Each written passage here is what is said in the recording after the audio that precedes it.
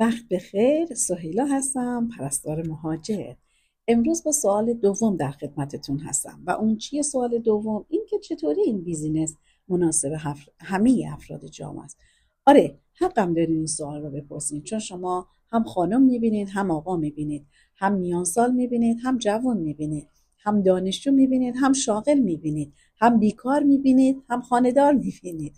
همه قشرهای افراد رو یک همگرایی رو بین افراد مختلف جامعه ایجاد کرده و این نشون میده این بیزینس قابلیت بسیار مهمی داره که باعث شده این همگرایی در بین افراد ایجاد بشه و اون قابلیت ها سه تا بیشتر نیست. میتونم فهرستوار اینطور بگم: یک، انعطاف پذیری اون هست.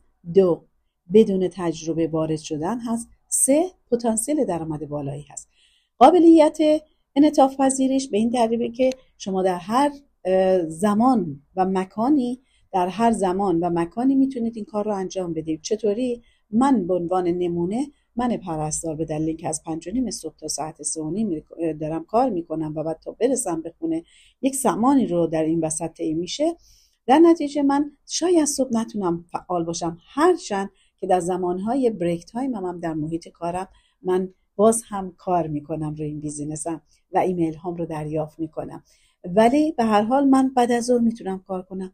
یه سریش مشاغل هستش که زمانهای خاصی ممکنه فقط شب قابلیت کار کردن رو داشته باشن یا صبح خیلی زود قابلیت کار کردن داشته باشن و این بیزینس آنلاین به دلیل داشتن سیستم خودکارش میتونه همه اقشار مردم رو در واقع ساپورت بکنه و در همه حال یک کارمند 24 ساعته برای شما هست و شما هیچ نگرانی ندارید.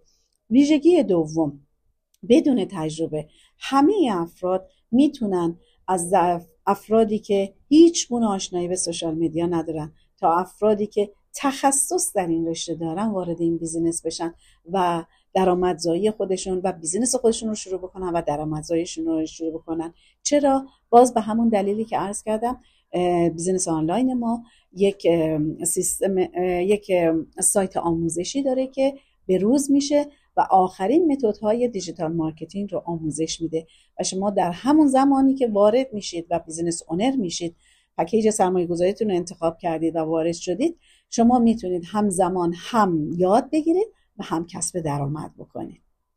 سومین ویژگیش پتانسیل درآمدزایی بالا داره و اون نیست مگر اینکه